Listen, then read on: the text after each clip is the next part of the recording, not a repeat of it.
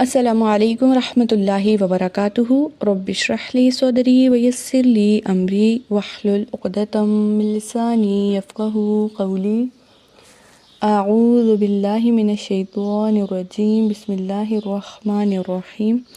آج انشاءاللہ تعالی ہم نون ساکنہ اور تنوین کا چوتھا قاعدہ پڑھیں گے، جس کا نام ہے اخفاء حقیقی، یعنی کہ اخفاء کہہ لیں۔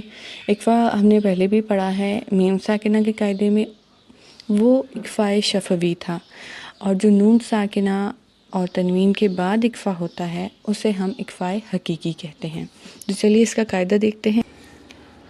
تو جی چلتے ہیں لیسن کی طرف۔ سب سے پہلے تو دیکھیں گے کہ اخفاء ہے کیا۔ اخفاء کے لغوی معنی ہے چھپانا، جیسے کہ میں آپ کو پہلے بھی بتا چکی ہوں۔ اخفاء ایک آواز ہے، غنہ کی طرح ناک میں جاتی ہے، ناک میں آواز ٹھہرانے کو ہی اخفاء کہتے ہیں۔ غنہ اور اخفاء کی آواز میں فرق ہوتا ہے۔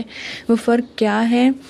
غنہ کرتے وقت ہماری زبان کی نوک اوپر تالو سے ٹچ ہوتی ہے تو غنہ کی آواز نکلتی ہے، اور غنہ میم مشدد اور نون مشدد پر ہوتا ہے۔ اسی طرح اخفاء کرتے وقت ہماری زبان کی نوک تالو سے نہیں لگتی بلکہ ہوا میں رہتی ہے۔ تو آپ نے اس چیز کا خیال رکھنا ہے، جب بھی آپ اخفاء کریں گی تو اپنے زبان کو اوپر ٹچ نہیں کرنا، تالو کے ساتھ ٹچ نہیں کرنا، آپ نے ہوا میں رکھنا ہے، تبھی اخفاء کی آواز نکلے گی۔ اخفاء نون ساکن اور تنوین پر کیا جاتا ہے۔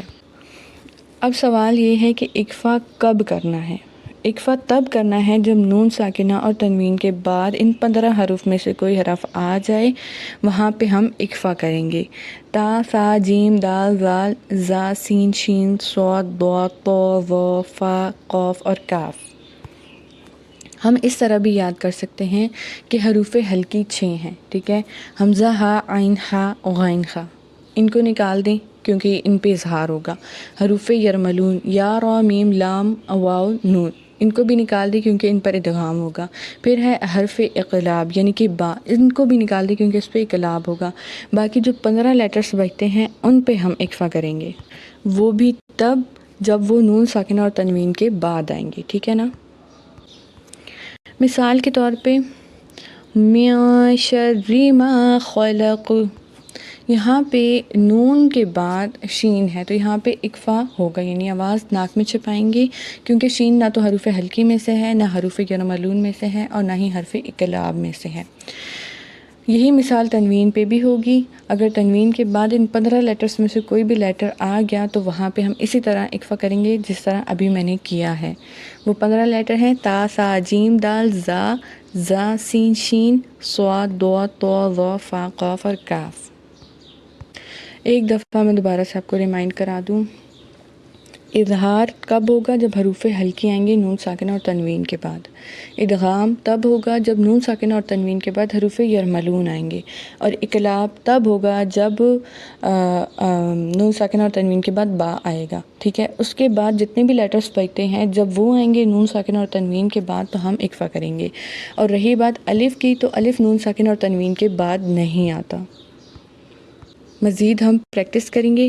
اچھا جی، یہاں پہ ایک بات میں آپ کو کلیئر کر دوں، آپ کہہ رہی ہوں گی کہ ابھی تو میں نے کہا ہے کہ نون ساکن اور تنوین کے بعد الف نہیں آتا، لیکن یہاں پہ دیکھیں الف ہے، تو ہم نے کیا کرنا ہے یہ دیکھنا ہے۔ دیکھیں یہاں پہ بھی تنوین کے بعد الف ہے، یہاں پہ بھی الف ہے، تو یہاں پہ نا الف کے اوپر حرکت کوئی نہیں ہے، ٹھیک ہے؟ جب بھی الف کے اوپر کوئی حرکت ہوگی تبھی الف کو پڑھا جائے گا، ٹھیک ہے؟ تو اس سے پھر ہم اس طرح نہیں دیکھیں گے کہ یہاں پہ الف آ رہا ہے کیونکہ الف پہ حرکت نہیں ہے۔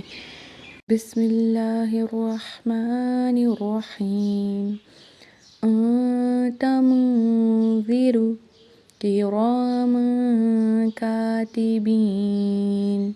کنت ترابا یتیما فآوى ما دخله انثى من شيء آتا، اکفا ہو رہا ہے نون ساکنہ پہ، منذر دوبارہ ہو رہا ہے، کرام کاتبین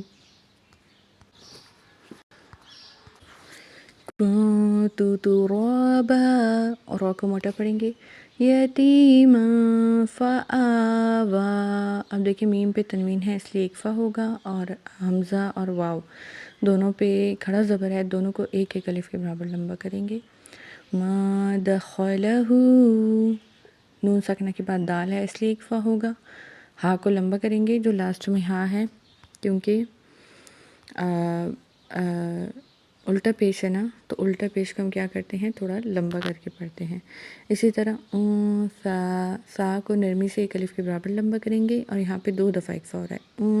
سا پہلے 1 دفعہ ہو رہا ہے، پھر میاں شیئن، ٹھیک ہے، میاں اس طرح سے آواز کو ناک میں چھپانا ہے. میاں شیئن، یا رکیں گے تو میاں شیء. تموذر كراما كاتبين كنت ترابا يتيما فآوى ما دخله أنثى من شيء